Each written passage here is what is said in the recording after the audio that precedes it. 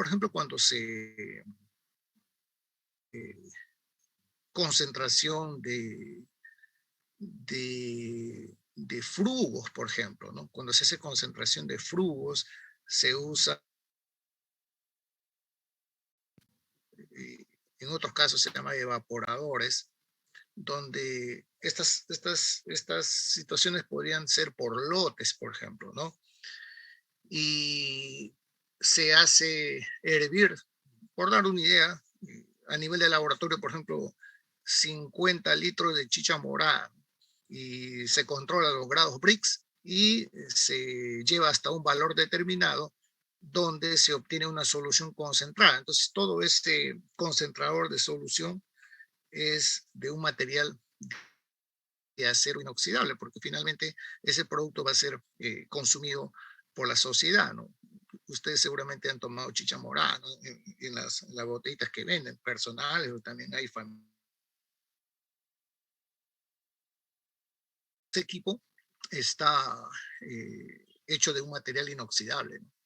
Y así, pero también si fuese, ese es en caso de manejar un concentrador por lotes, pero si se maneja un concentrador de flujo continuo, porque bueno, pues a nivel de industria hay grandes cantidades de fluido que se va a manejar, entonces también esos equipos son de acero inoxidable, ¿no?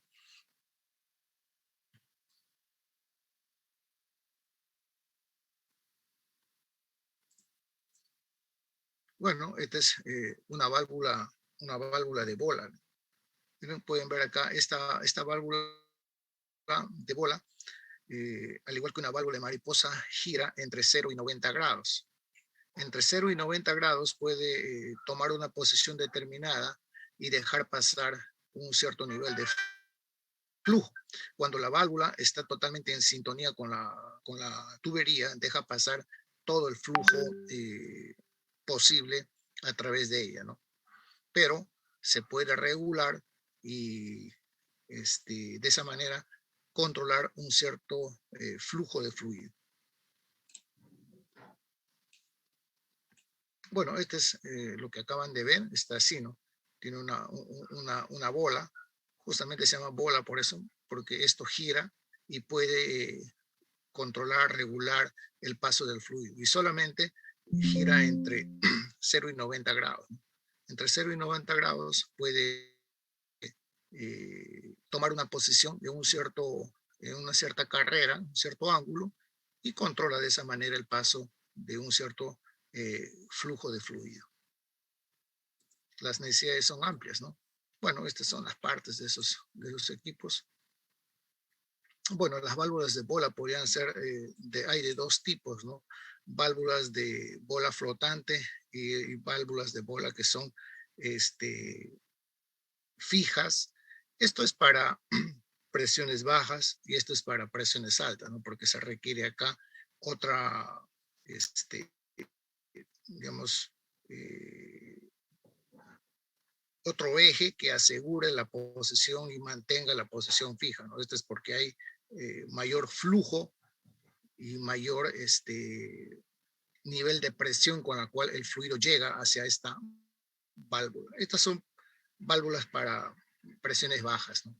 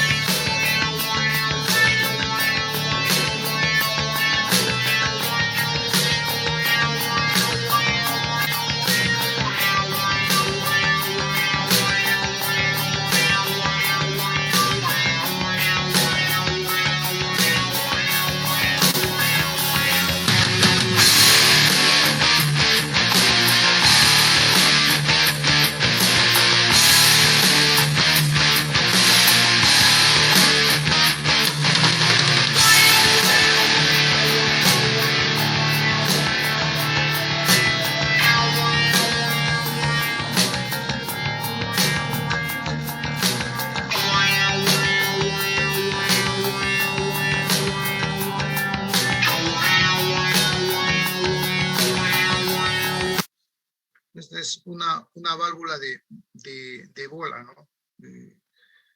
Toda la complejidad, toda la complejidad que tiene en su diseño, ¿no? Normalmente cuando ya uno ve funcionando el equipo, a veces nos puede parecer que es bastante simple, pero como ustedes pueden ver, tiene una serie de accesorios. Bueno, acá está lo que acaban de ver, ¿no? Esta es la bola que puede fijarse en un cierto ángulo entre 0 y 90 grados y bueno, de esa manera eh, controlar el paso del fluido. Bueno, estas válvulas pueden adaptarse a la posición de las tuberías, ¿no? Miren, acá puede estar en una posición horizontal, podría tener, ubicarse en una posición vertical. Muchas veces las necesidades de espacio o ya instalaciones posteriores de equipos que se hacen, ya se hacen cuando muchas veces oye, la planta ya tiene funcionando tiempo, ¿no? Ya hay una necesidad de instalar una válvula.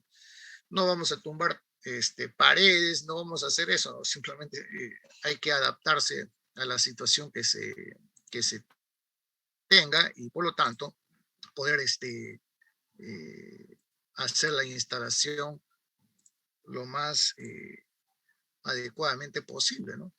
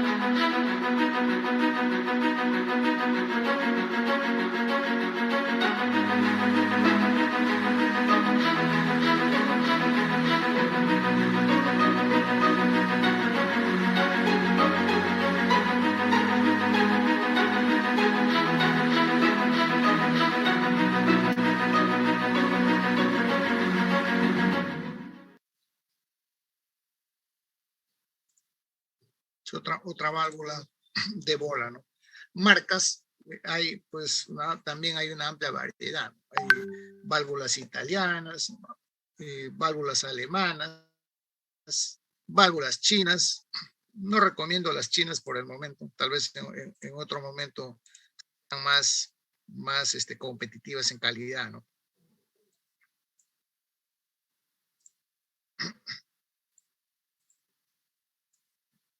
Bueno, aquí se pueden ver algunos perfiles de algunos tipos de válvulas, ¿no? Válvula de compuerta, es esta, ¿no? La compuerta, esta es la que se abre o se cierra.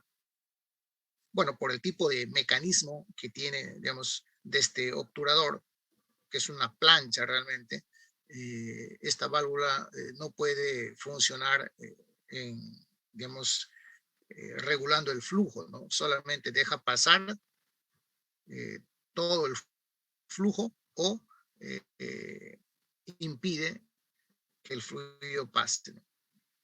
Bueno, hay otros tipos de válvulas que llaman válvulas macho, que es como hembra y macho, ¿no?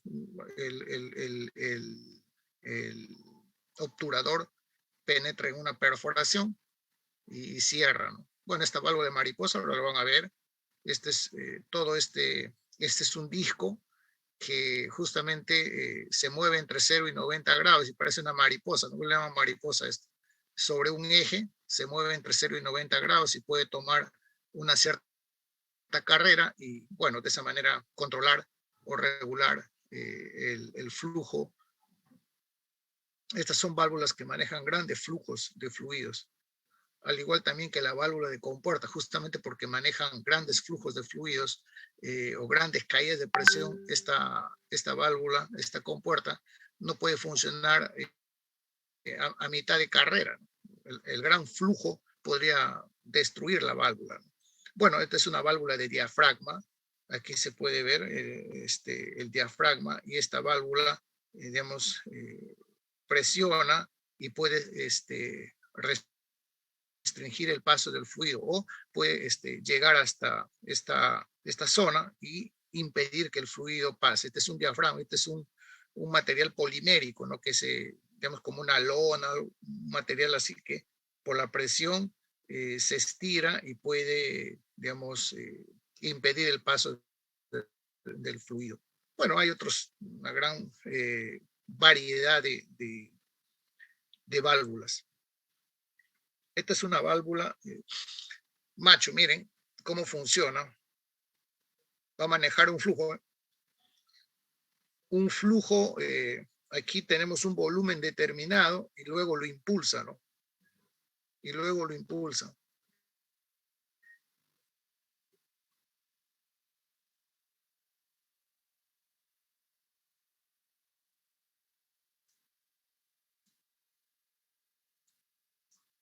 Así funciona esta válvula. Y aquí tenemos la válvula de diafragma, ¿no? Es un material polimérico que se puede estirar y esto puede tomar una distancia determinada y, bueno, restringir el paso del fluido, ¿no? O podría llegar hacia la base de manera total y impedir el paso del flujo, ¿no? Entonces, por lo general, estas válvulas normalmente funcionan en una posición abierta o una función cerrada. Ese es normalmente su trabajo, pero podría eventualmente quedarse en una posición.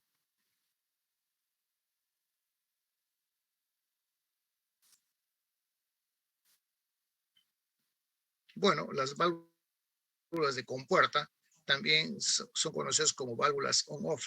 On-off. Y bueno, aquí se puede ver la compuerta o acá. Entonces, esto asciende o desciende, ¿no? De manera total. No tiene una posición intermedia. Solamente es una válvula totalmente abierta o totalmente cerrada. Justamente por el tipo de mecanismo que emplea, ¿no? Miren, aquí está. Esta es la compuerta que va a impedir que el fluido pase totalmente o abrir para que pase totalmente, ¿no? Pero no puede tener una posición intermedia.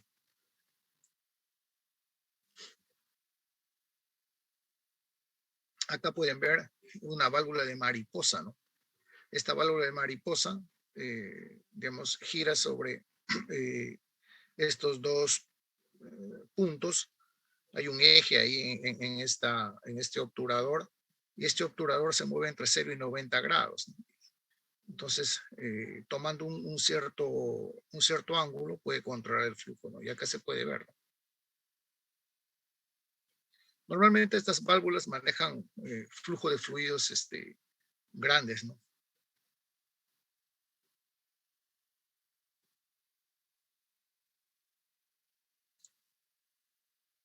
Bueno, estas válvulas pueden ser usadas también en situaciones bastante extremas, ¿no? En los sistemas donde hay regasificación, por ejemplo, ¿no? Cuando se transporta gas natural, por ejemplo, ¿no? El metano en condición líquida, ¿no? Entonces luego, cuando destino para desembarcar una cierta carga, hay que regasificarlo, ¿no? En ese tipo de, digamos, de situaciones, estas válvulas pueden ser usadas.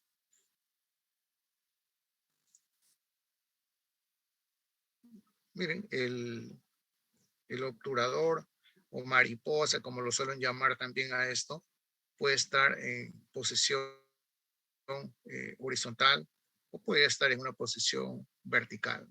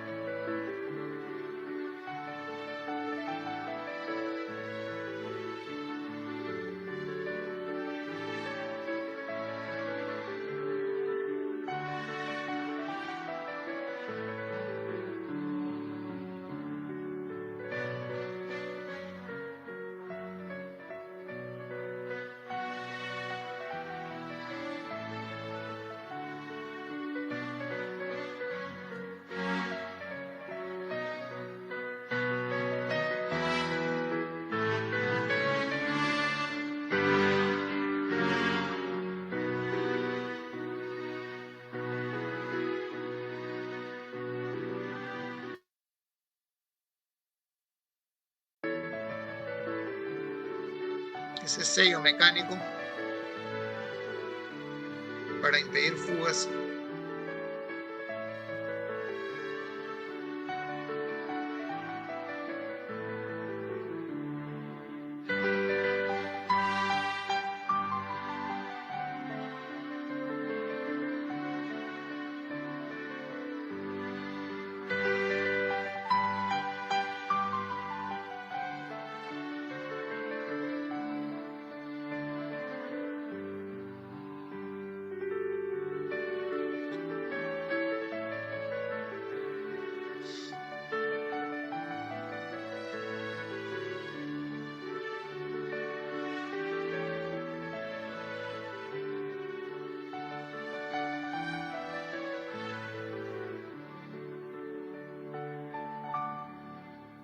Una válvula de mariposa. Bueno, aquí tenemos las válvulas de retención o antirretorno, también se llama válvulas check, ¿no? Estas funcionan normalmente muy bien cuando tenemos tanques, ¿no? Tanques con líquidos. Entonces, aquí tenemos cómo actúa la válvula, ¿no? El fluido en este caso podría ingresar o ingresa del lado izquierdo y este obturador se abre y deja pasar el fluido. Pero si el fluido intenta retornar, este obturador automáticamente se cierra, ¿no? Y de esa manera se impide el retorno del fluido. Y eso se puede dar cuando la presión acá en el lado izquierdo disminuye por alguna razón. Entonces el fluido puede retornar. Bueno, las válvulas de alivio o válvulas de presión, ¿no? Son las válvulas conocidas válvulas de seguridad, ¿no? Estas válvulas son los que controlan la presión de un equipo, ¿no? Como un compresor, una caldera, eh, etcétera. Bueno, las válvulas de globo, on-off, ¿no? Mira, acá se puede ver un obturador. Entonces, este obturador puede abrirse totalmente o puede estar cerrado completamente, ¿no?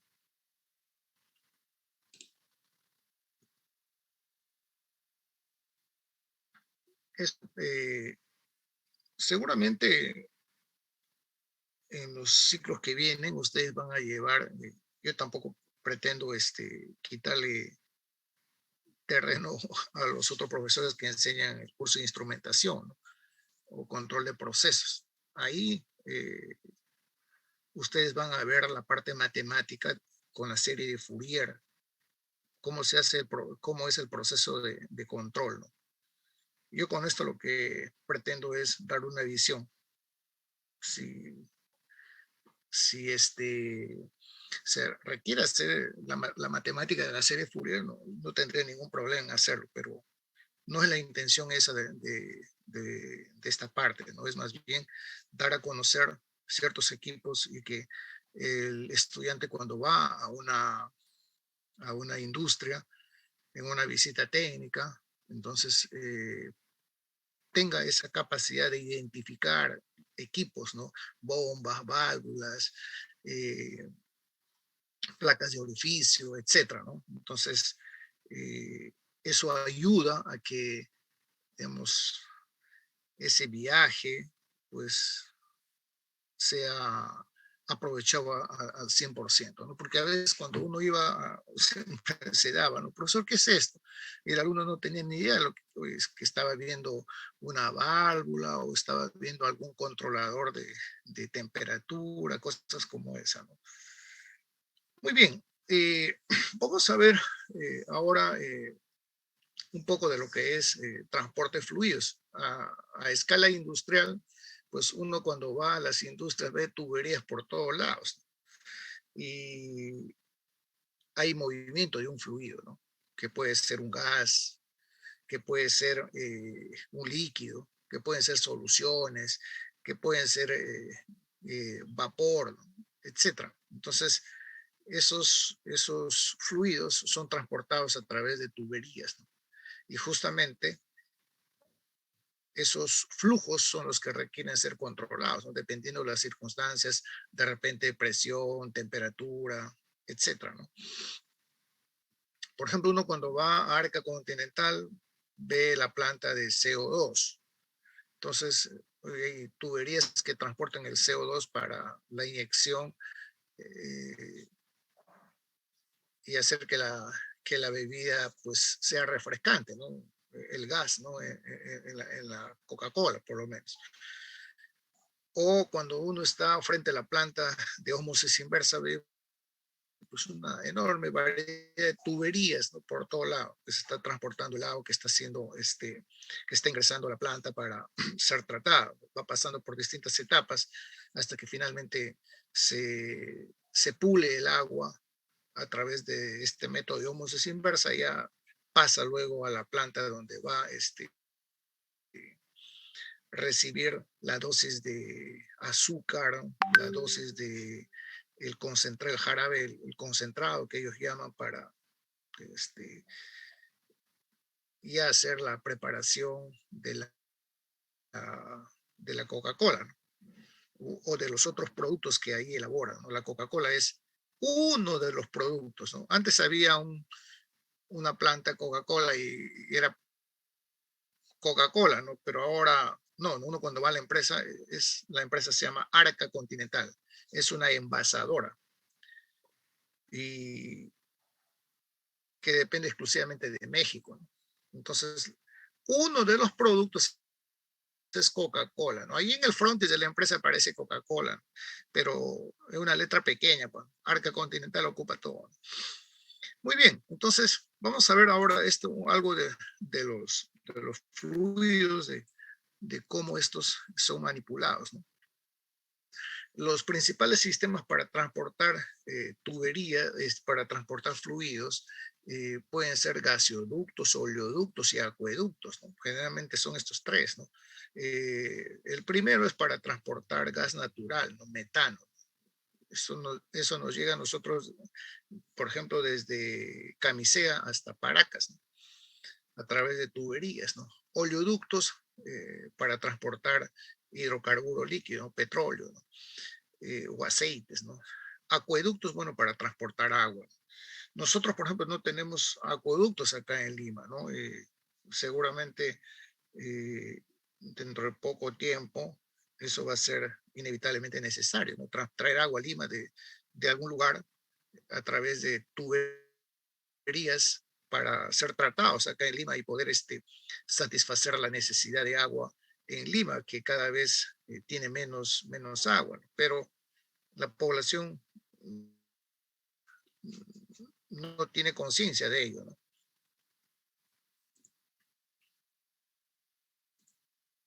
Bueno, turbomáquina son los dispositivos empleados que van a suministrar energía a un fluido para que éste pueda ser transportado. Y esa energía transmitida a través de hélices o aspas rotatorias, ¿no? Lo que, como se puede ver acá, ¿no? Entonces, esto impulsa el fluido, le aplica energía, aumenta su presión para poder, digamos, llevarlo de un punto hacia otro, ¿no? Una turbobomba, una turbobomba es lo que a menudo llamamos bomba, ¿no? Bomba. Eh, pero en realidad la bomba, una turbobomba se compone de la bomba y del motor, ¿no? Pero nosotros decimos bomba, ¿no? En este caso, por ejemplo, acá tenemos una bomba centrífuga, y aquí está propiamente la bomba, y este es el motor que acciona a la bomba, ¿no? Para aplicar energía y de esa manera impulsar al fluido, ¿no? Bueno, hay distintos tipos de bombas también y distintos tipos de rodetes que ven ustedes acá. Este es un rodete, dependiendo de que si yo o vamos a impulsar, por ejemplo, agua, pero otra cosa será mover, por ejemplo, un fluido viscoso, como por ejemplo leche o una solución, ¿no? Viscosa. Entonces, estos mecanismos de los rodetes van a permitir hacer que un fluido se pueda mover mucho mejor que con un cierto tipo de rodete que con otro, ¿no? Y aquí se pueden ver distintos tipos de rodetes, ¿no? Rodetes. Los rodetes más abiertos pueden ser para fluidos más viscosos, ¿no? Entonces, como pueden ver ustedes acá, distintos rodetes están diseñados para distintas circunstancias, ¿no? La industria, por ejemplo, alimentaria mueve todo tipo de fluidos, ¿no? Ketchup, mayonesa, miel, etcétera, ¿no? Jugos, pastas. Entonces, de alguna manera se tienen que mover eso, ¿no? Para lograr transportarlo de un punto hacia otro, ¿no? Para su envase seguramente.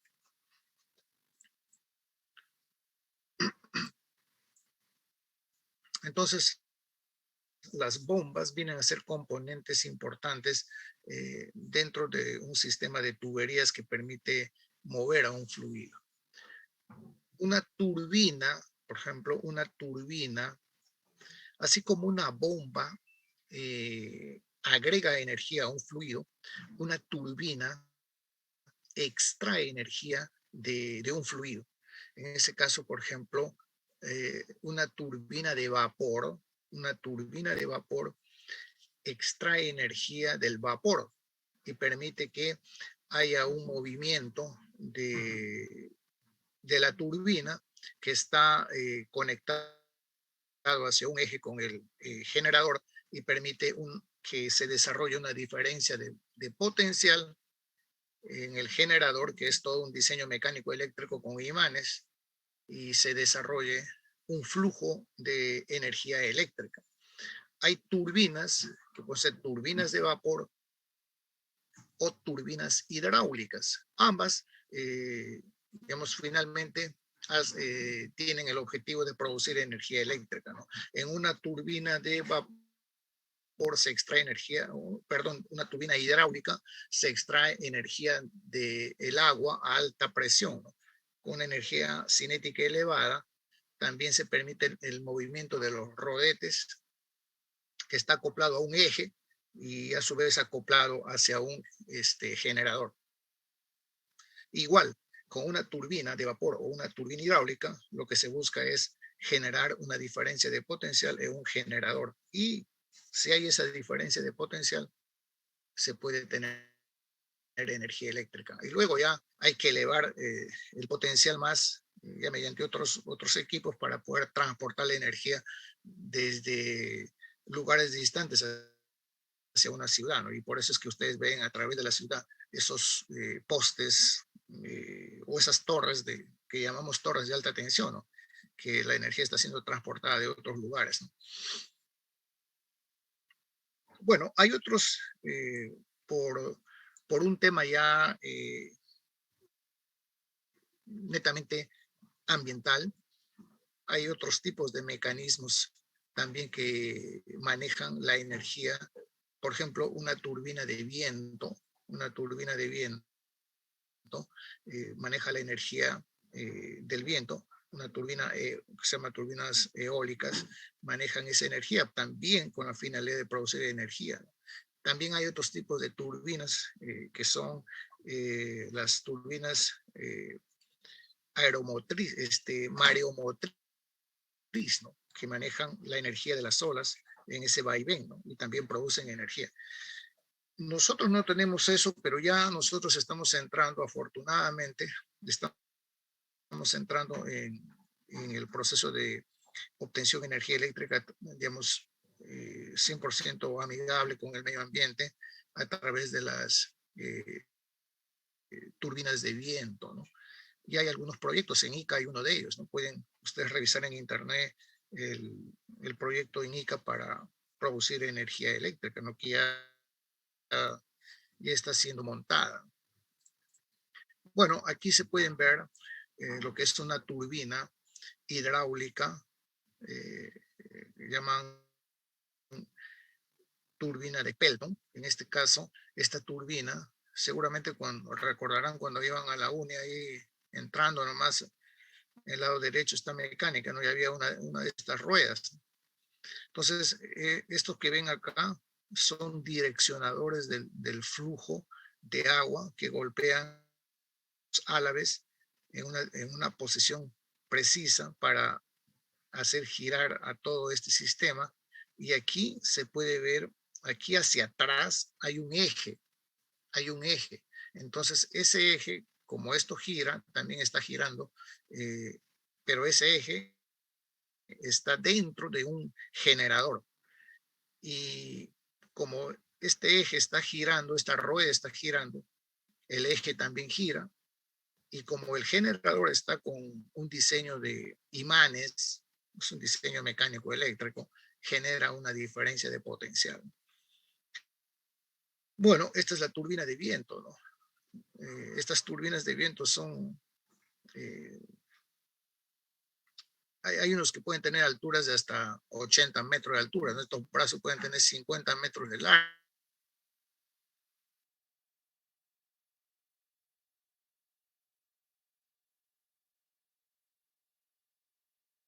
Van girando de acuerdo a la dirección de la velocidad del viento para poder aprovechar al máximo la energía eólica y de manera permanente poder ir produciendo energía eléctrica, ¿no? Aquí tenemos una turbina de vapor, ¿no? Igual, la turbina de vapor tiene un eje, la turbina hidráulica también tiene ese eje, acá no lo vemos, y este eje va a estar conectado hacia un generador, ¿no? Turbina de vapor. Esto maneja vapor, que ese vapor es otro tema, ¿no?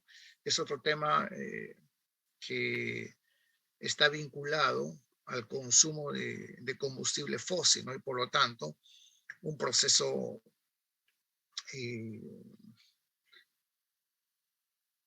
no amigable para el medio ambiente.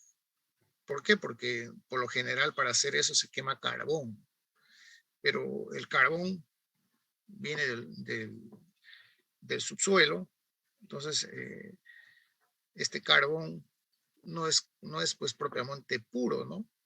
Tiene compuestos orgánicos, tiene compuestos inorgánicos, metales, óxidos, y bueno, en la combustión se generan gases tóxicos, principalmente SO2, eh, algo de NO y este material particulado. Todos ellos son nocivos para la salud pública. El NO, el NO es un gas altamente reactivo en la atmósfera, que es un promotor de ozono. Nosotros no estamos hechos para respirar ozono, ¿no? El ozono es cancerígeno, genera una serie de enfermedades. Y el ozono, a raíz de la industrialización, pues a nivel de la troposfera ha ido aumentando. Y en la troposfera es malo, afecta no solamente la salud pública, también afecta sembríos. Y, por ejemplo, en Estados Unidos se vinculan pérdidas entre aproximadamente de 20 mil millones de dólares anuales por ozono. Pero es otro tema que se puede seguir hablando muchísimo, ¿no? La química de la atmósfera. Espero que en algún momento pueda dar ese curso en la facultad, ¿no? Aunque no hay el doctorado en ingeniería ambiental. Es un curso tremendamente apasionante.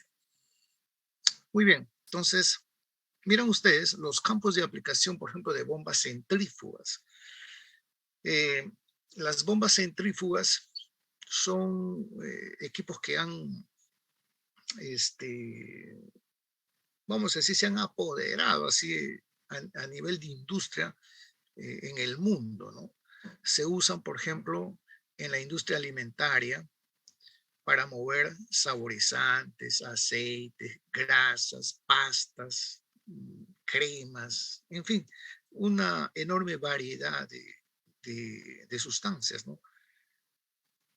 Y acá pueden ver ustedes saborizantes, aceites, grasas, ketchup, todos ellos son sustancias muy viscosas, ¿no?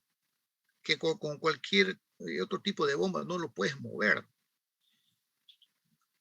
O se mueve un cierto tramo y ahí se paraliza, ¿no? Porque ya no, la bomba no puede impulsarlo, ¿no? En la industria de cosméticos, ¿no? En la industria de cosméticos, para mover cremas, ¿no? Lociones, tintes, alcoholes, aceites.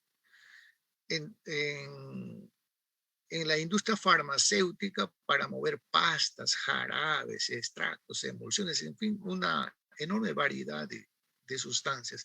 En todos estos casos estamos hablando de bombas que son, digamos, tanto la bomba, las tuberías exclusivamente de acero, ¿no? Un cierto tipo de acero, probablemente un acero 316, ¿no? ¿Por qué? Porque todos son, en este caso, sustancias que pueden ser sensibles a la contaminación.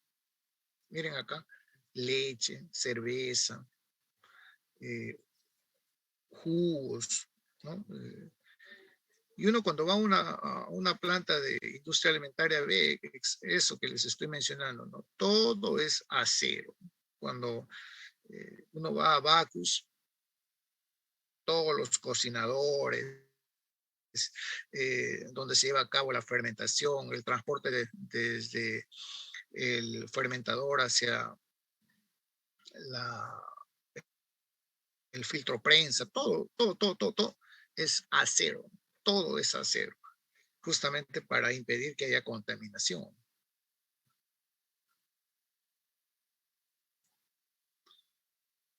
Bueno, estos equipos pueden funcionar en serie o pueden funcionar en paralelo. Las pérdidas totales de energía que se puede dar en una tubería, digamos, entre dos puntos, está vinculado a la energía en los accesorios, la pérdida en los accesorios.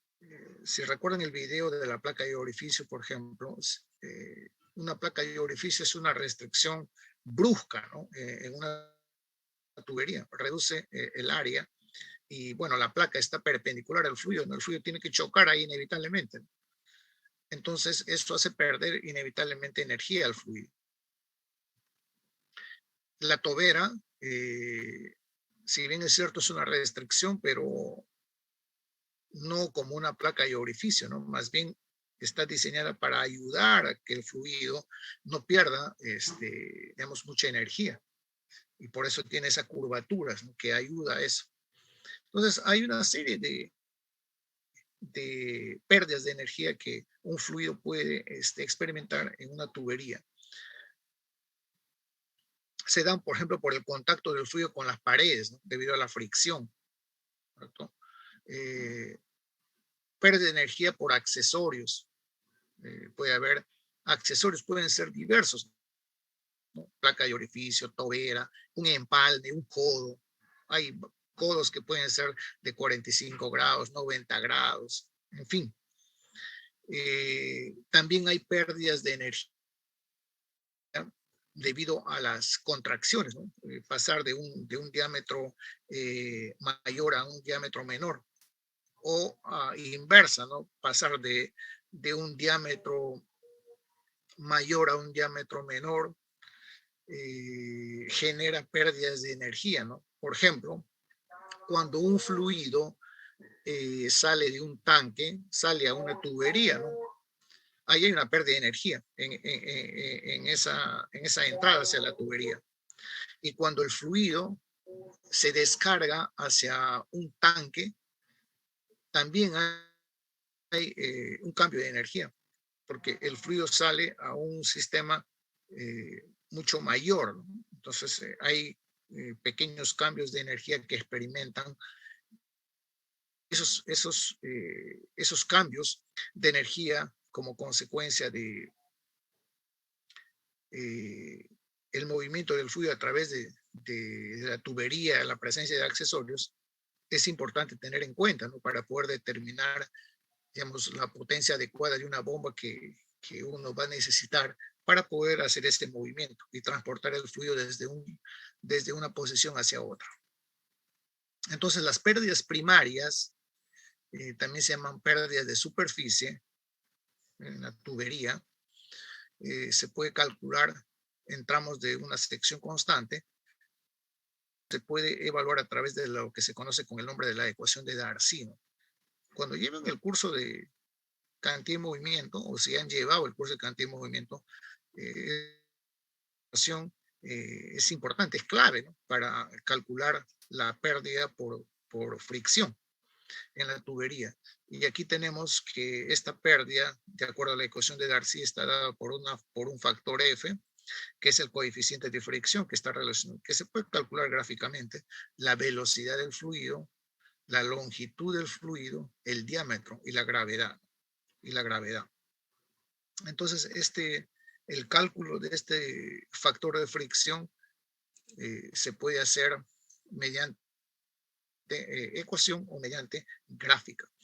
Cuando se tiene, por ejemplo, un caso de flujo laminar y decimos que una tubería es lisa, que no tiene rugosidad, nosotros podemos evaluar el factor de fricción de esta manera, ¿no? 64 entre el número de Reynolds, ¿no? 64 entre el número de Reynolds. Y esto está en la última uso fenómeno de transporte, lo que han llevado. Para flujo turbulento, tenemos varias ecuaciones que nos pueden ayudar a evaluar el factor de fricción. Y aquí tenemos, por ejemplo, esta ecuación de que se llama Swain, entre un número de Reynolds 10,000 a 1,000,000. Y aquí tenemos el diámetro sobre la rugosidad relativa. Esto está en tablas. Se supone que esto lo calculamos porque sabemos qué propiedades tiene el fluido que estamos manejando, viscosidad, densidad, la velocidad, el diámetro, etcétera. Esto lo podemos calcular y esto lo podemos leer de una tabla con respecto a la tubería. Entonces, la inversa de este valor es la rugosidad relativa que está en las tablas. Por eso decía, para calcular el coeficiente de fricción también se usa el diagrama de Moody, ¿no? Por eso les mencioné este factor, se puede calcular. Hay varias ecuaciones de estas que han sido dadas un tiempo atrás, ¿no? También se puede usar el diagrama de Moody, ¿no? Pero este diagrama de Moody es, digamos, un poco más restringido, porque si no tengo una curva apropiada de la rugosidad relativa, entonces no se puede calcular el valor de fricción, ¿no? Entonces, estos modelos sirven para ello. El diagrama de Moody, ¿no? Es el diagrama de Moody, que es una relación del número de Reynolds con el factor de fricción. Y aquí tenemos la rugosidad relativa, ¿no? Que es la rugosidad el diámetro de la tubería. Este valor, la inversa de este valor está acá. La inversa de ese valor está acá. Entonces, si nosotros hacemos un cálculo de la rugosidad, del número de Reynolds, y sabemos cuál es la rugosidad relativa de la tubería, entonces nosotros podemos ir hasta esa curva de rugosidad relativa, y bueno, nos vamos a la vertical en la izquierda y leemos el valor del coeficiente de fricción. Pero aquí, por ejemplo, tenemos 0,00001, 0,002. ¿Y qué pasa si tenemos 0,003? No está acá. Más o menos tendríamos que estar un poco como adivinando, ¿no? O como era en mi época, ¿no? Cuando era estudiante. Entonces agarramos un pistolete y, bueno, trazamos por el centro, pues, ¿no? Trazamos por el centro y métricamente, y eso hacíamos, ¿no? Con escalímetro y el, ¿cómo se llamaba Hay una regla ahí que tiene sus curvaturas, no me acuerdo, ¿no? Pistolete, el pistolete, con el pistolete trazábamos la curva que no existía, ¿no? Pero, digamos, en este caso 0.03 por la mitad, pues, y bueno, así lo calculamos, ¿no? Pero hay muchas más ecuaciones que pueden relacionar el cálculo matemáticamente. Bueno, aquí pueden ver ustedes las dimensiones de la tubería, inclusive hasta los pesos, ¿no? Que eso es muy importante, ¿no? Si una tubería va a estar colgada, ¿qué peso va a tener? Entonces aquí tenemos, por ejemplo, el diámetro nominal, el diámetro exterior, esta es la cédula. De acuerdo a la cédula, vamos a tener un espesor de la pared, un diámetro interno. El diámetro nominal te puede decir, por dar una idea, una pulgada, el diámetro interno, una pulgada, por ejemplo, nominal, pero el diámetro interior efectivo podría ser, por dar una idea, 1.05. Bueno, y aquí está la sección transversal, ¿no? de la tubería, etc. Estos son, pues, tuberías normalizadas, ¿no? Tuberías estandarizadas para poder hacer los cálculos precisos, ¿no? La pérdida de carga, tenemos acá pérdidas de accesorios, ¿no? Miren, acá tenemos la pérdida de carga de accesorios. Aquí evaluamos el factor o el coeficiente K, velocidad al cuadrado, 2G, y necesitamos esta velocidad, lo podemos calcular el flujo entre la sección transversal, ¿no? Porque si tengo un diámetro determinado, acá tengo ya inclusive qué área tiene en pies cuadrados, ¿no? Bueno, si estoy haciendo en pie, lo puedo pasar, esos datos están. Entonces esta velocidad es flujo entre área, no es conocido, la velocidad media. Para calcular la longitud equivalente de una tubería, necesito tener qué tipos de accesorios y cuántos están instalados en una tubería, ¿no? Aquí está cómo calculo K, que sería reemplazado acá. Entonces, este factor, esta longitud equivalente LE está vinculado con los tipos de accesorios y cantidades.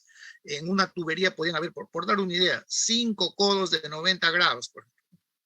Podría haber 10 empalmes. Podría haber 2 válvulas.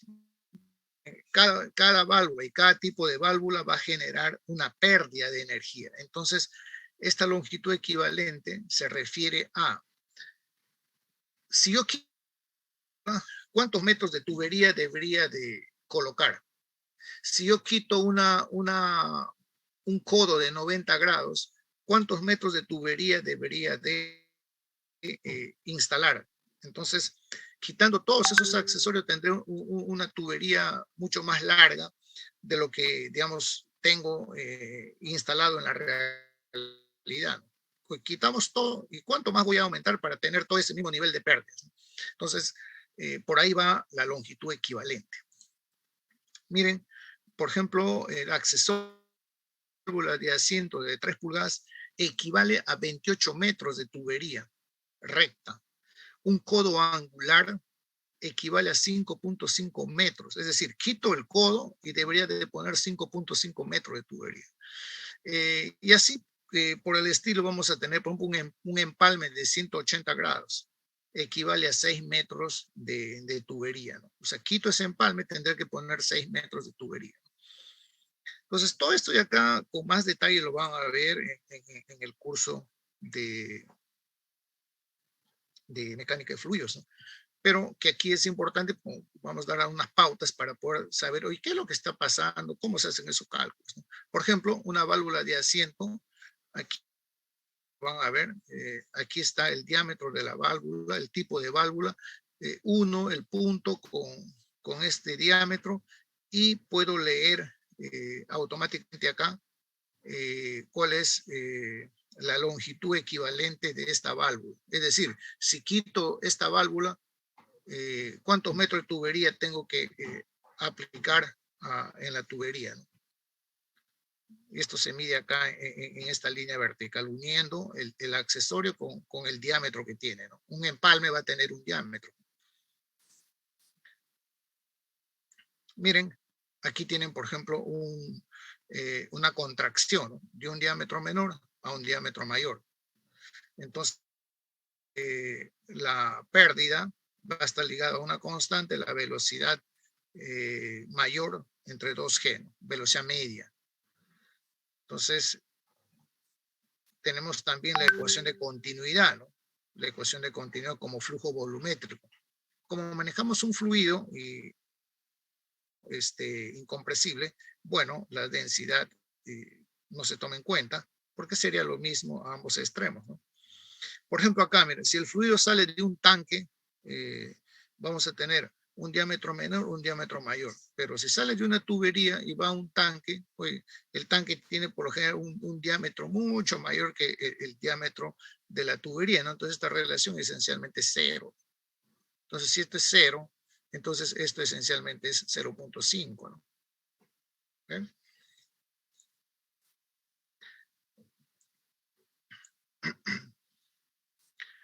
Aquí tenemos el caso, por ejemplo, de un ensanchamiento, digamos, de ensanchamiento brusco, ¿no? Paso de un diámetro menor a un diámetro mayor, ¿no? Y en este caso, el diámetro menor entre el diámetro mayor esencialmente va a ser con tendencia a cero. Y entonces la constante, digamos, va a ser con tendencia a 1, ¿no? Aquí tenemos esta aplicación. Una figura, en esta figura tenemos un fluido que está fluyendo por esta tubería. Tenemos acá un diámetro de 8 centímetros y a la salida tenemos un diámetro de 0.5 centímetros. Y miren ustedes acá, este dispositivo es para aumentar la velocidad de salida, ¿no? Entonces, aquí tenemos el chorro sale esencialmente a la atmósfera. Y si tenemos acá un flujo de 15 kilos por segundo, nos están pidiendo determinar cuál es la presión absoluta y cuál es la presión que el manómetro va a estar indicando en este punto. Entonces, para eso tenemos que hacer dos cosas, ¿no? Usar la ecuación de continuidad, uno, y dos, usar la ecuación de Bernoulli, la ecuación de energía, ¿no? Entonces, combinando esas dos ecuaciones, puedo determinar qué presión absoluta voy a tener acá y cuál va a ser la presión manométrica, es decir, este instrumento, cuál es el valor que va a leer. Entonces, aquí hay un desnivel, tomando como referencia el centro de la tubería, vamos a tener un desnivel de 12 metros, ¿no? Entonces, aquí tenemos el desarrollo del ejercicio, ¿no? Tenemos el flujo másico a la entrada y a la salida. Entonces, como las densidades son iguales, bueno, tenemos esto, ¿no? Esta relación. Tenemos el área por la velocidad en el punto 1, el área por la velocidad en el punto 2. Y aquí tenemos la ecuación de Bernoulli, ¿no? En ambos puntos, la presión a la entrada, la presión a la salida. Entonces, podemos ver lo siguiente para este ejercicio. Miren, fíjense ustedes, aquí se puede aplicar las ecuaciones, combinarlas y puedo tener, por ejemplo, la velocidad en el punto de salida, ¿no? Tengo caída de presión, densidad, la relación de los diámetros, y a esa relación de diámetro lo puedo llamar beta. Beta. Y esta caída de presión, fíjense ustedes, esta caída de presión está sujeto a una diferencia de altura que lo puedo registrar con un manómetro, ¿no? con manómetro. En el laboratorio de operaciones urinarias hacemos eso, ¿no? Colocamos y medimos la diferencia de altura que se genera en el líquido manométrico. Entonces, fíjense ustedes la caída de presión entre la densidad, que vendría a ser esto, está relacionado con la gravedad y la altura, ¿no? La gravedad y la altura, por eso les menciono que la altura, esta altura, el desnivel permite calcular el flujo del fluido, ¿no? Si ya calculamos la velocidad, bueno, ya está todo el ejercicio resuelto, ¿no? Entonces,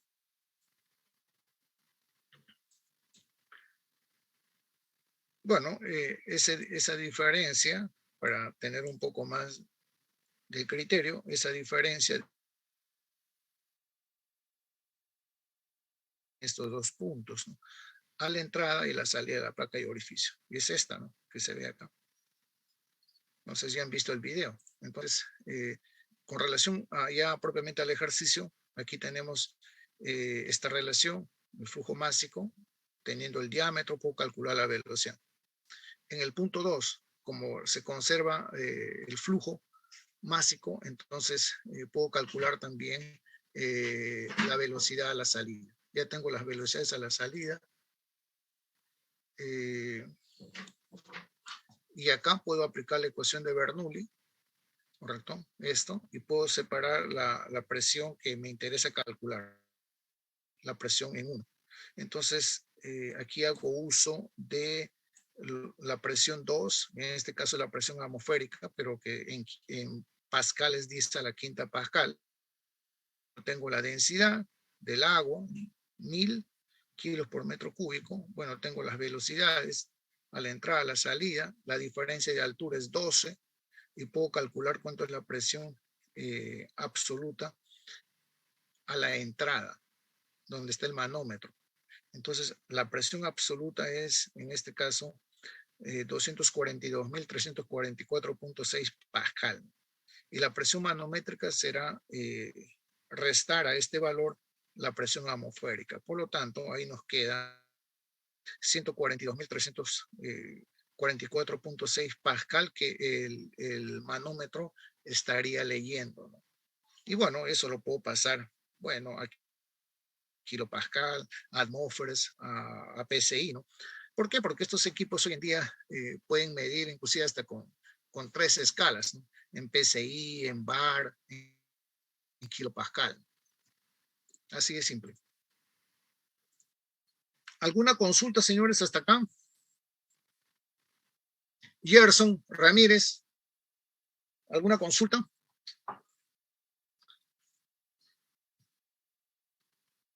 Alison Poma. No, profesor, ninguna consulta. ¿Por qué, Alison? Nada, ninguna pregunta, Alison. José Yari. Yo, profe. Hola, Kevin, ¿cómo estás? ¿Qué es tu vida? Sí, profe, buenos días. Escuchando la clase, profesor. ¿Qué tal? ¿Cómo estás? ¿Ya estás bien ya de lo que te dio el COVID? Voy a vacunarme, creo, profe. Ya, porque algunos laboratorios van a ser presenciales. Ya. Tienes que ir bien protegido. No te confíes. Sí, piden 2 vacunas, próximo, pero como mínimo. Cerca a San Pedro, ¿no? Bueno, menos mal que te has recuperado y es una alegría también, ¿no? Para ti, tu familia, bueno, para todos los que te conocen. Dime, sí, Kevin. Ya, profe, mi pregunta era sobre, por ejemplo, usted mencionó que la placa orificio era uno de los accesorios, ajá, claro, que provocaba pérdida de energía, ¿no? ¿El rectificador pérdida de energía? ¿Cuál? El rectificador de flujo. El rectificador de flujo. ¿Cómo es un rectificador? ¿A qué te refieres con rectificador de flujo? Ya. En la clase así... En una clase vi esto, profesor, o sea que luego de cada codo, o quizá tiene otro como, luego de cada codo se pone una especie son tubitos que van juntitos, bastantes tubitos que van juntos. Bastantes tubitos que van juntos para enderezar el flujo. O tiene otro nombre de repente. No lo dije bien. ¿Cómo se llama? ¿Tubos de Pitot? Según vi, se llamaba rectificador de flujo o también enderezador de flujo. Ya. Y, Eh, Mira, eso no es tan relevante. relevante. No es relevante eso. Eso ya sé a qué te refieres. No es relevante eso.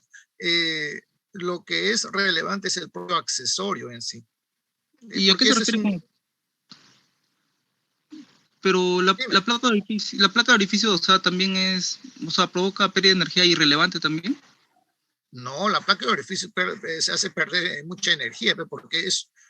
¿No ves que es una barrera para el fluido? Ya, Eh, eh, el diámetro de la placa de la tubería es 4 y el diámetro de la placa es como 2, ¿no? ya.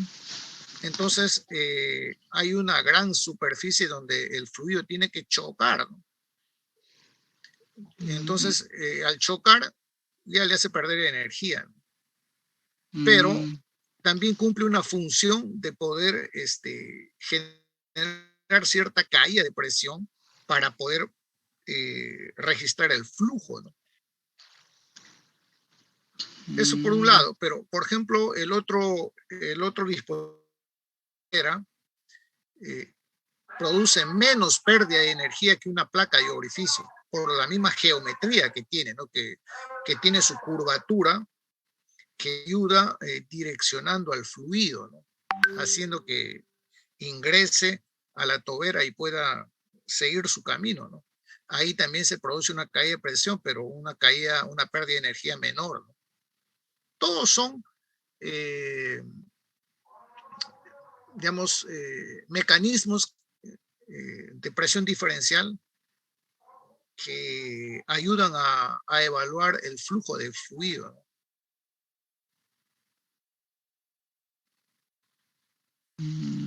ya. Profesor, y respecto a la longitud equivalente de la placa de orificio, ¿esos son datos que puede encontrar en los libros? ¿Es algo estándar Eso está en o los libros, eso están depende en del tablas. Yo fabricante? le he mencionado ahí O sea, es unos algo estándar cuantos, eso. ¿no? No depende del Claro, fabricante. claro, claro. O sea, claro. Hace un momento mencioné una gráfica ahí. Esta gráfica está en el libro ¿No? de operaciones unitarias de FAUS, del FAUS. eh, Esa gráfica tú tienes el accesorio y trazas una línea hacia el diámetro del accesorio, ¿no? Entonces, que es esencialmente el diámetro de la tubería donde esté instalado. Pero ahí tienes una línea vertical donde te dice cuánta energía pierde, ¿no? Pero hay otras tablas donde están especificados, ya codo, empalme, codo de 90, de 135, 45, ya está el valor, ¿no? Entonces tú solamente tienes que colocar ese valor y multiplicarlo por el número de accesorios, ¿no? Bueno, si tengo 5 codos y cada codo me da 2 metros de, de tubería que tendría que instalar, si tengo 5, entonces tendré que colocar 10 metros de tubería, ¿no? Ya, entiendo, profesor. Profesor, Entonces, al final tú tienes una tubería que no tiene ningún accesorio, ¿no? Entonces, ¿por qué? Porque la tubería en su longitud inicial, digamos, en el tramo que tenía inicialmente, ha sido reemplazado los accesorios por tuberías rectas, ¿no? ya, sí le entendí, profesor. Profesor, una pregunta más acerca del factor de fricción. Dime. Ya, el factor de fricción, es una pequeña duda, pero el factor de fricción de la tubería es la misma que el factor de fricción de los accesorios, ¿verdad? ¿Sí o no? No, No. Mm, no. mm, Eh, si tú ves ahí hay unas formulitas para calcular, por ejemplo, el factor de ¿Lo de fricción Fleming? ¿Fleming y cuando Klein? sale de una tubería a un tanque, de un tanque a la tubería. O sea, en ambos casos hay pérdida de energía y por lo tanto un factor de fricción distinto, ¿no? Mm, ya, no es la misma. Ya. Profe, la última, profe. Profe, una Dime, pregunta más, profe, la última. Ah, ya, profe, dime. respecto a la continuidad de masa, ¿no? O sea, generalmente consideramos, o sea, un sistema estacionario, ¿no? En la que decimos que la masa de entrada es igual a la masa que sale, ¿no? Ya. Sí, Profesor, pero en la industria, o sea, ¿realmente funciona así? ¿Generalmente es así? ¿O hay casos en los que no se cumple eso? no, O eso sea, es ¿cómo se fuera, esas profe? son leyes, ¿no? Eso es como decir la primera ley de la termodinámica, ¿no? La energía no se crea ni se destruye, eso es lo que estamos aplicando aquí en Bernoulli, ¿no? Toda la energía, digamos, un antes debe ser toda la energía un después, ¿no? Si nosotros analizamos esta ecuación de Bernoulli, están viendo lo que estoy proyectando, ¿no? Ahorita no se está viendo, profesor. A ver, Cuando- a ver.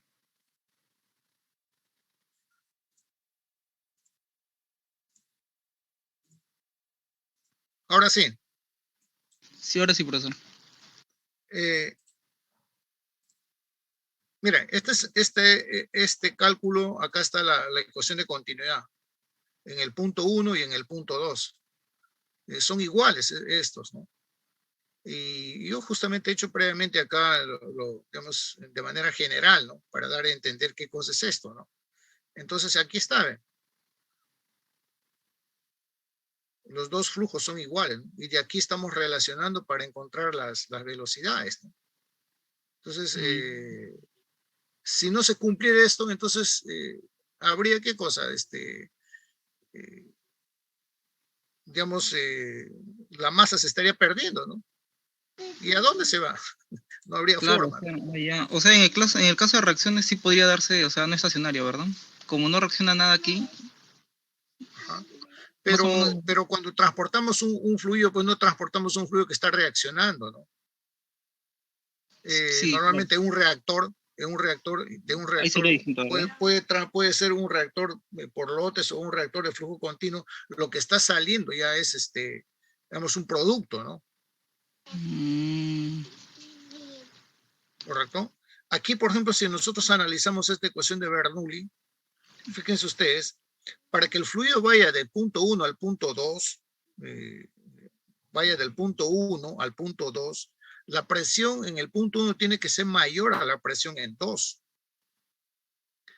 Ahora, con respecto a la velocidad, esta velocidad, este flujo está en un diámetro mayor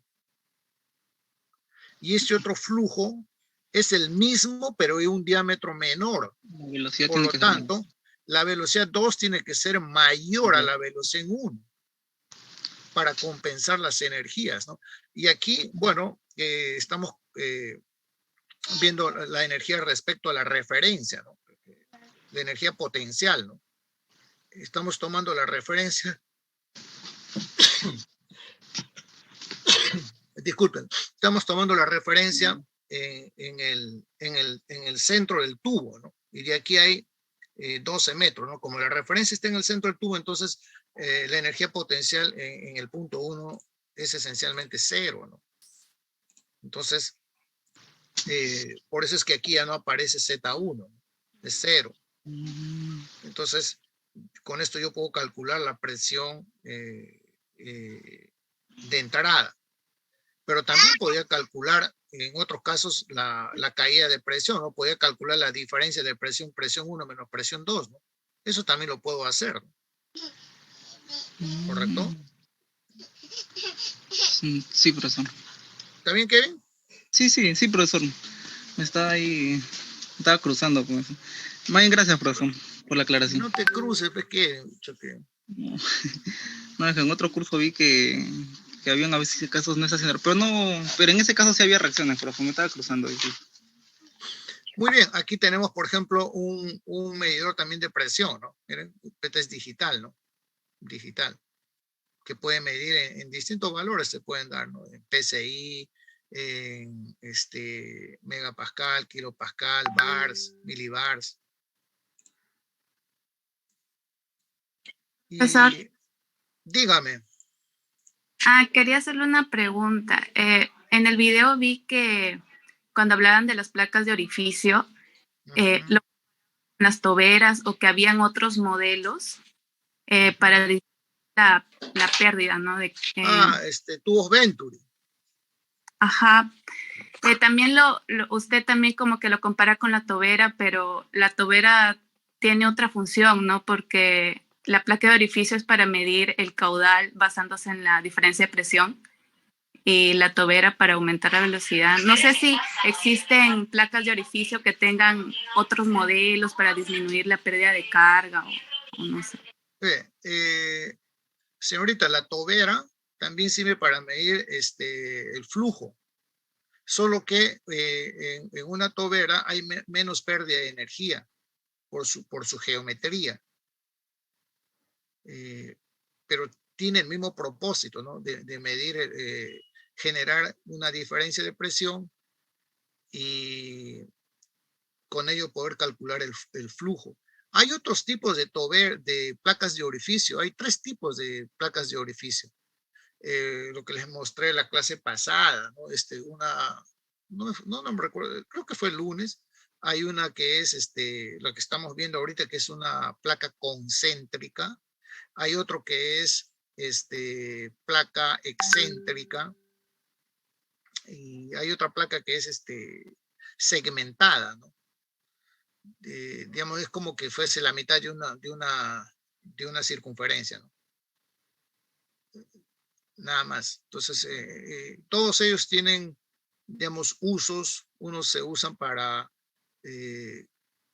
fluidos que tienen partículas en suspensión, etcétera, ¿no? O sea, tienen sus usos, ¿no? Si ustedes leen ahí en las diapositivas van a ver esos detalles.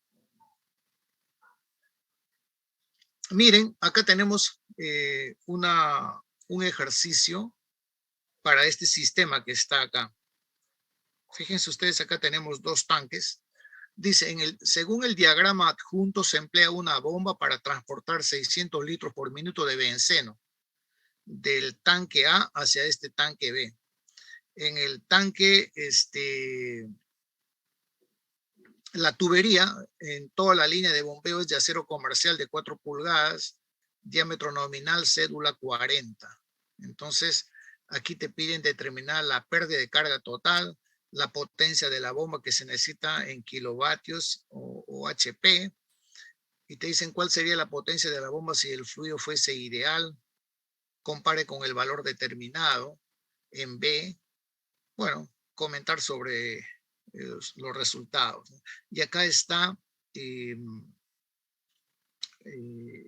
circuito, digamos, que va a ir desde A hasta B, ¿no?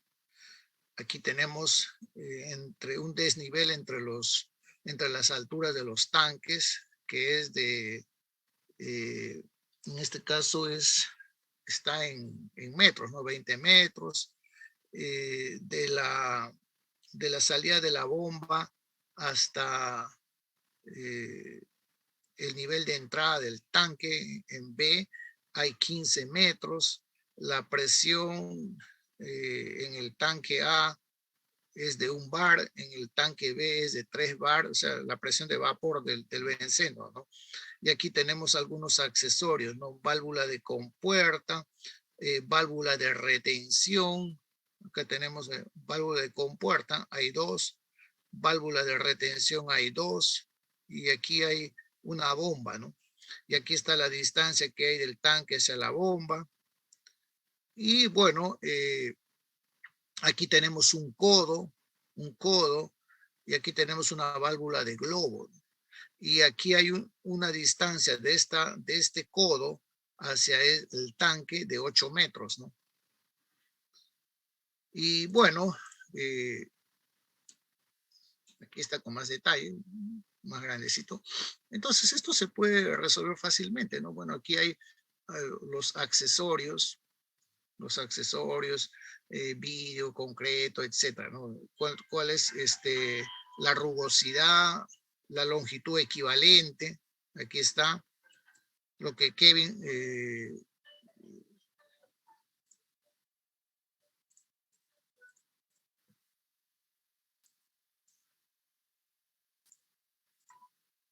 fíjense ustedes, aquí tenemos el volumen en litros por minuto, y aquí tenemos los metros cúbicos, ¿no? Metros cúbicos por segundo. Metros cúbicos por segundo. La tubería de acero comercial tiene esta rugosidad, 0.000046 metros, su rugosidad relativa, su rugosidad. Y luego tenemos el diámetro nominal, 4 pulgadas, cédula 40. La longitud es de 28 metros. Ustedes analizan este circuito, van a determinar eso, ¿no? 28 metros. El diámetro en milímetros, 102.2604. El área de la sección transversal es esto, y puedo calcular con eso el flujo entre el área, 1.2176 metros por segundo. Esto. Con esta velocidad media puedo determinar el número de Reynolds. ¿Por qué? Porque tengo el dato de la densidad, la viscosidad del benceno. Tengo la velocidad media y tengo el diámetro. Con eso puedo calcular y aquí me sale 167.861 y esto nos indica que es un flujo turbulento, ¿no? Y puedo calcular la rugosidad relativa y su inversa, ¿no? Entonces la inversa de esta rugosidad relativa es 2223.05, que lo puedo usar en esta ecuación que hace un momento hemos visto, este valor. Ya tengo el número de Reynolds y puedo calcular el factor de fricción. Y ese factor de fricción lo puedo usar en la ecuación de Moody para calcular la pérdida de energía en la tubería. Entonces, calculando este factor de fricción sale este valor. Y esto lo traigo acá, ya tengo la velocidad media, tengo la longitud y calculo la pérdida de energía en metros, ¿no? En metros, 1. Luego, tengo los accesorios, ¿no? Tengo una válvula, válvula de compuerta de globo, válvula de retención codo de 90 grados. Tengo dos válvulas de compuerta, válvula de globo 1, válvula de retención 2, un codo de 90 grados, que está en la parte superior, ¿no? Entonces, aquí puedo calcular la longitud equivalente por cada equipo, ¿no? Válvula de compuerta 8 por 2, 16. Una válvula de globo 340. Como hay uno, 340. Válvula de retención 100 por 2, 200. Entonces, el codo es 30 y bueno, como hay uno, 30. Entonces, en total me sale 586. Y aquí puedo hacer uso de esta ecuación, fíjense ustedes, para encontrar este factor relacionado a los accesorios. Esto ya lo he calculado, está en la lámina anterior, ¿no? Esto ya está y puedo calcular este valor. Y este valor nuevamente lo introduzco en la ecuación de Moody, pero ya de una manera modificada, ¿no? Teniendo en cuenta la longitud de los accesorios. Pérdida de accesorios. Este factor me sale 0.02942. Si reemplazo acá esta relación, la inversa de la rugosidad relativa. Y bueno, como acá tengo 586 entre el diámetro, eso ya es un dato, y aquí me sale 1.303 metros. Contracción brusca a la salida del primer tanque. Nosotros usamos esta expresión que está acá, que hemos visto anteriormente. 0.5, 1 menos esta relación de diámetros, ¿no? Pero esto esencialmente es 0. ¿Por qué? Porque, bueno, el diámetro de la tubería con respecto al diámetro del tanque, pues, tiende a ser 0 esta relación, ¿no? 0.5. Entonces, como tengo la velocidad mayor y, la gravedad, bueno, 9.8, este valor ya está calculado de esta relación, esta velocidad ya está calculada, aquí me sale 0.0378. En el segundo tanque es diámetro menor, diámetro mayor, aquí esencialmente esto es también 0 y por lo tanto este K es 1. Y lo mismo, ¿no? Esta relación, esta velocidad está calculada, aquí me sale 0.077556. Entonces están las pérdidas por los accesorios. Entonces, aquí está la suma, ¿no? La suma, y aquí están lo que he calculado, y total me da 1.81.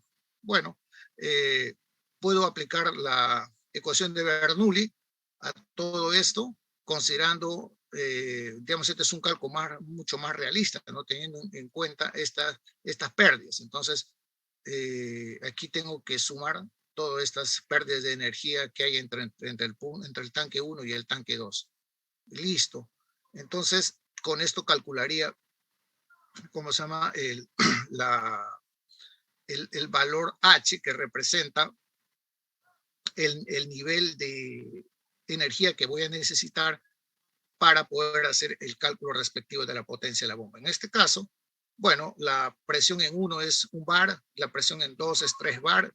Aquí están las relaciones, las velocidades, en el punto 1, 0, en el punto 2, 0, esencialmente, despreciable. Bueno, esta relación de energía 0. Y aquí lo que me va a salir es la diferencia de altura es 20 metros. Esta relación de presión, tengo estos valores, ya lo divido entre la densidad y la gravedad, esto me da 23.19 metros, y bueno, reemplazo todo y me va a salir 45.0035 metros. Esto de acá lo multiplico por la gravedad, por el flujo, la densidad, y esto me va a dar en newton metro por segundo. Este newton metro por segundo es lo mismo que decir watts, ¿no? Esto me sale en vatios, joules sobre segundo. Entonces, esto lo puedo llevar a kilovatios, que sería 3.88 kilovatios. Y ya está este valor de H convertido en energía. Un vatio es 1.34 HP. Y con eso puedo calcular qué potencia de bomba necesito para ese proceso. 8.669 HP. Ahora, si el fluido es ideal, entonces no existe esto, ¿no? No existe esto, nada de esto. Entonces, con eso también puedo hacer lo mismo y, bueno, calculo una potencia de bomba ligeramente menor. No hay una gran diferencia, digamos, ¿no? En este caso. Muy bien. Sí, profesor, antes que se retire, en el trabajo que ha dejado, en la pregunta 1.8, en la primera línea dice que se deja un diagrama adjunto, sin embargo no hay ningún diagrama, ¿no? A ver. ¿Cómo es la pregunta? No recuerdo. Le leo, ejercicio de transporte de fluidos. Según el diagrama adjunto, se emplea una bomba para transportar 550 litros por minuto, ¿no? De benceno a 20 grados Celsius, del tanque A hacia el tanque B, ambos presurizados y en condiciones de estado estable. Presento mi pantalla mejor, no sé.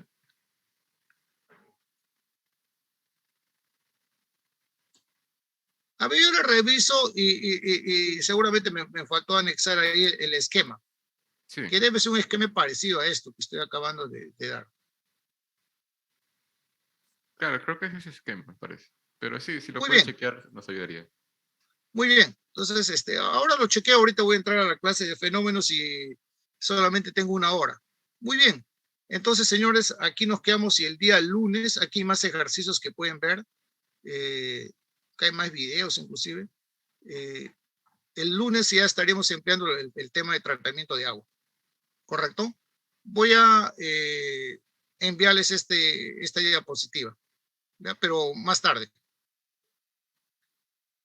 Gracias. Buen día y hasta el próximo lunes. Hasta el lunes, Hasta profesor. luego, profesor.